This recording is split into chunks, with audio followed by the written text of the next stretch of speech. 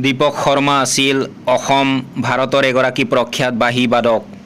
তেওঁৰ সংগীত জীৱন 1988 চনৰ পৰা 2025 চনলৈ বিস্তৃত আছিল। তেওঁ কেৱল অসমতে নহয়, নিজ দেশৰ লগতে 42খন বহিৰ্দেশতো বহুবাৰ বাঁহী বাদন প্ৰদৰ্শন কৰিছিল।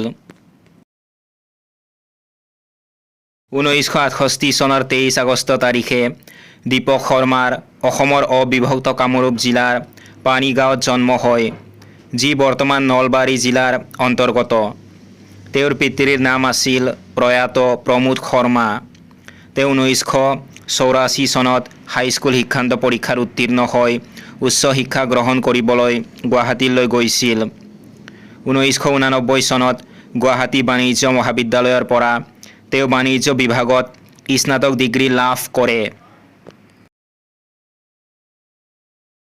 সংগীতৰ ক্ষেত্ৰত তেওঁ কেইবাখনো আগশাৰীৰ প্ৰতিষ্ঠানৰ পৰা শিক্ষা লাভ কৰিছিল। ইনষ্ট্ৰুমেণ্টেল মিউজিক বাঁহী বিষয়ত স্নাতকোত্তৰ ডিগ্ৰী লাভ, ৰবীন্দ্ৰ ভাৰতী বিশ্ববিদ্যালয়, কলিকতা। সংগীত বিশাৰদ, ভাটখাণ্ডে সংগীত বিদ্যাপীঠ, লক্ষ্ণৌ।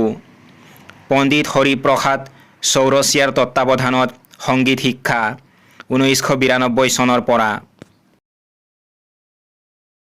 দীপক শৰ্মা আকাশবাণী গুৱাহাটীৰ বি হাই গ্ৰেডেড আৰ্টিষ্ট আৰু স্বীকৃতিপ্ৰাপ্ত সংগীত পৰিচালক আছিল।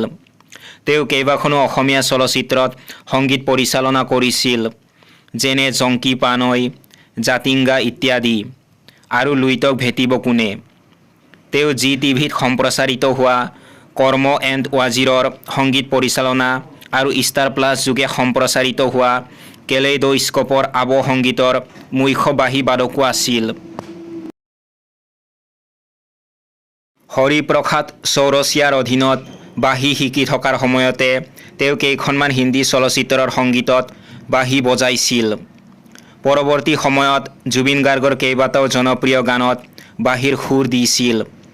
তেওঁ বহুতো দেশত অনুষ্ঠান পৰিৱেশন কৰিছিল, দক্ষিণ আফ্ৰিকা, জাৰ্মানী, ফ্ৰান্স আদিকে ধৰি 42খন দেশত।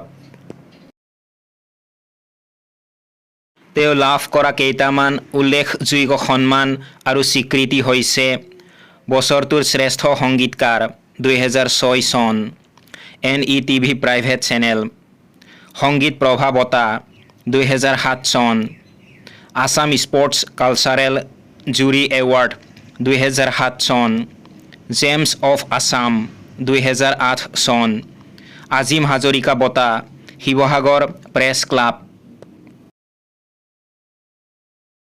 2025 চনৰ 3 নৱেম্বৰ তাৰিখে দীপক শৰ্মাৰ মৃত্যু ঘটে। তেওঁ 57 বছৰ বয়সত চেন্নাইত চিকিৎসাধীন অৱস্থাত পুৱা 6:15 শেষ নিশ্বাস ত্যাগ কৰে। তেওঁ যকৃত ৰোগত আক্ৰান্ত হৈ কেইবছৰ ধৰি অসুস্থ হৈ আছিল। বাঁহীৰ সুৰেৰে বিশ্ব জিনি যোৱা দীপক শৰ্মা সদায় অসমীয়াৰ হৃদয়ত জীয়াই থাকিব। তেওঁৰ সংগীতৰ যাত্ৰাই নতুন প্ৰজন্মক সদায় অনুপ্ৰাণিত কৰি যাব।